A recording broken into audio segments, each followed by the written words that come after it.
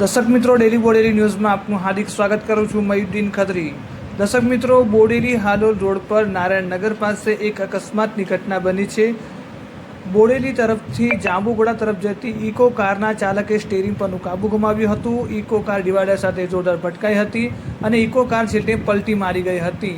Eco કારની અંદર છે તે એંગલ પર ઘૂસી ગઈ હતી અને આરપાર નીકળી ગઈ હતી.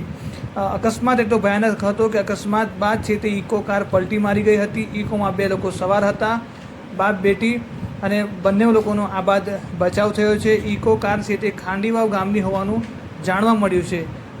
આ અકસ્માતની જે ઘટના બની છે, જેની મળતી વિગતો પ્રમાણે ઇકો કાર જાંબુગોડા તરફ જઈ રહી હતી અને ઇકો કારના ચાલકે સ્ટીયરિંગ પરનું કાબુ ગુમાવ્યું હતું. સીધી જે ઇકો કાર છે તે ડિવાઈડરમાં જોરદાર ભટકાઈ હતી અને ભટક્યા બાદ પલટી મારી ગઈ હતી અને જે એંગલ છે તે સામેથી આવતી બસમાં અથડાઈ હતી અને જેના કારણે બસના કાચ પણ ફૂટી ગયો છે.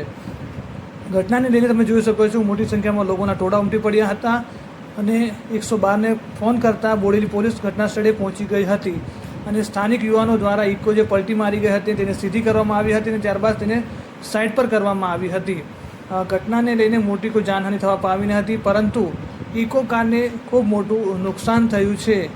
હાલ જે પ્રકારે તમે જોઈ શકો છો દ્રશ્યો, આ મોટી માત્રામાં લોકોના ટોળા ઉમટી પડ્યા હતા અને જે આ કાચ ઇકો કારને અથડાયા પછી આ સામેથી આવતી એસટી બસને અથડાઈ હતી એંગલ, અને જેના કારણે એસટી બસનો કાચ ફૂટી ગયો હતો.